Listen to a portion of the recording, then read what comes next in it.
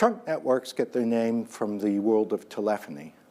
Traditionally, two cities would bundle together their connections into a single thick line like the trunk of a tree, referred to as a trunk line.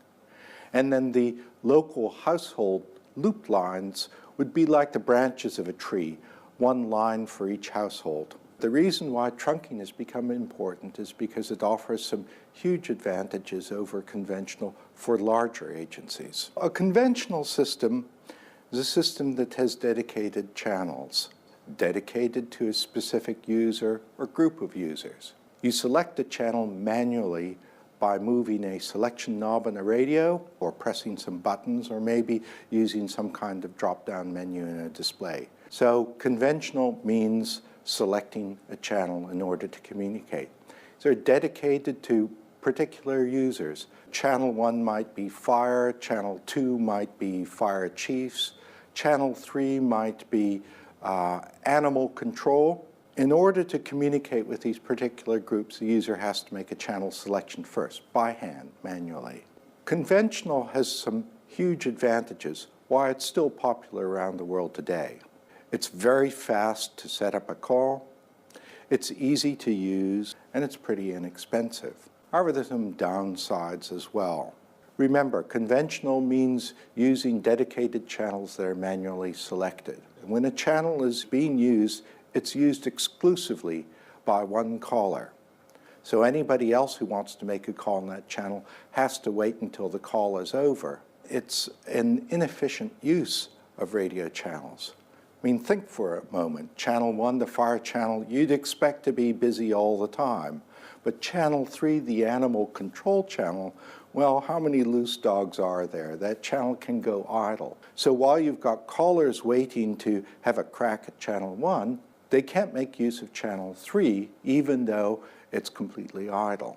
If you wanted to add groups, for example, you'd have to add a new channel that they can select. In a sense, you're limited by how many channels you can select from manually, and also adding a new channel or a new user group to this whole radio system means that you'll have to go out and reprogram all the radios all over again. There's a bit of a trade-off. I mean, if you're a small agency, a conventional system is absolutely perfect. If you know the groups that are going to be communicating with, why not go for a conventional system? But as soon as the number of groups, number of users that you're working on a system increases, you might actually like to consider trunking instead. Trunked radio might be better called computer-controlled or computer-aided radio. A trunked user identifies another user or group of users they wish to communicate with, and the computer automatically assigns them the first free available channel from a pool of channels to make each call. The underlying principle of trunking is that not all users or groups will want to communicate on a channel at the same time. So there can be many more users or groups than there are repeaters in the system. We can explain the difference between conventional and trunking using a simple analogy from banking. Consider a conventional bank in which specific tellers are dedicated to specific types of customers. For example, you have a teller that deals with ordinary household users making cash withdrawals and deposits, and then another teller which is dedicated to business accounts. So what happens at lunchtime? A long queue develops as household users want to make cash withdrawals or put in cash deposits. And then that teller is overloaded.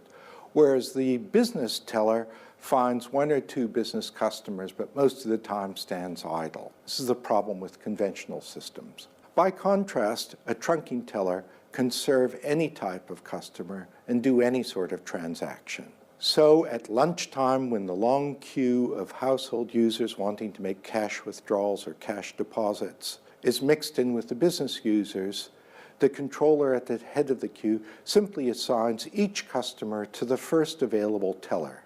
This means a more even throughput of the transactions because the tellers are far more flexible, and the trunking controller at the head of the queue is an intelligent intermediary between the customers and the tellers. So that's the basic difference between conventional and trunking networks.